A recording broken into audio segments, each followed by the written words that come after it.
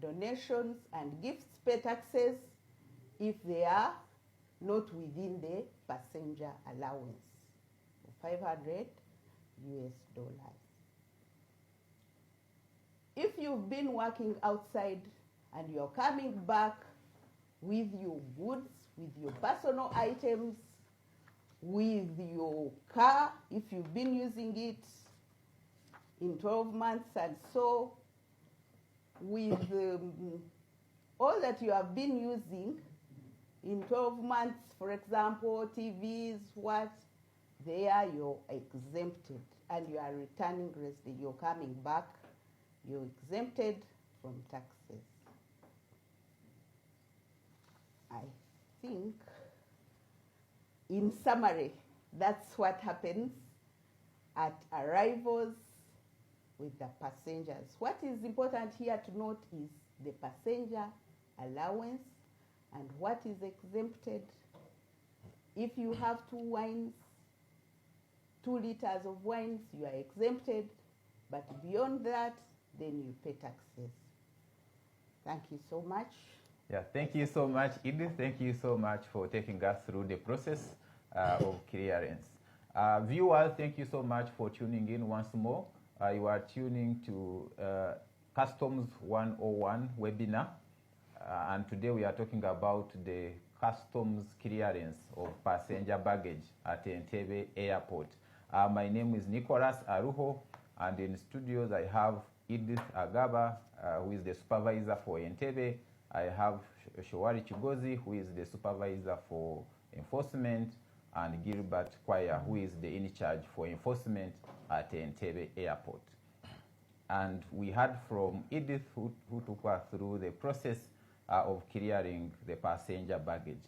Edith, let me first come back to you once again to clarify on a few things. You talked about the allowance of $500.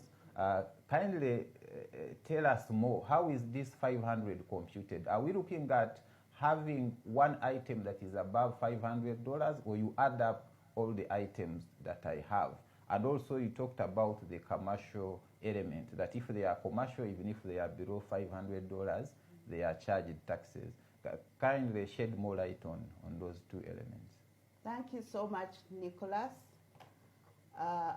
About the 500, how we compute 500 US dollars, first of all, the passenger should always have, it is very vital that you have a receipt.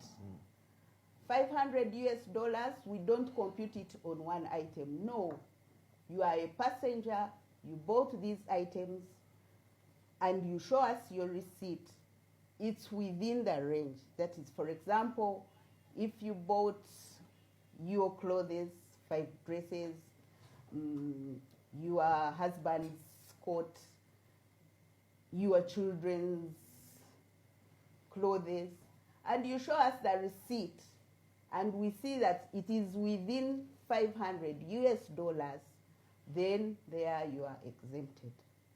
But if you come with one phone, iPhone 14 Pro, it is personal, yes.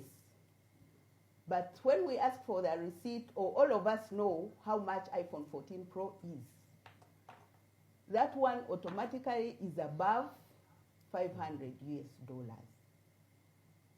Even if it's one item and it's above the threshold, then there, and it is dutable, as in it is supposed to pay taxes to the country, then there we assess taxes, because you're already beyond your threshold as a passenger.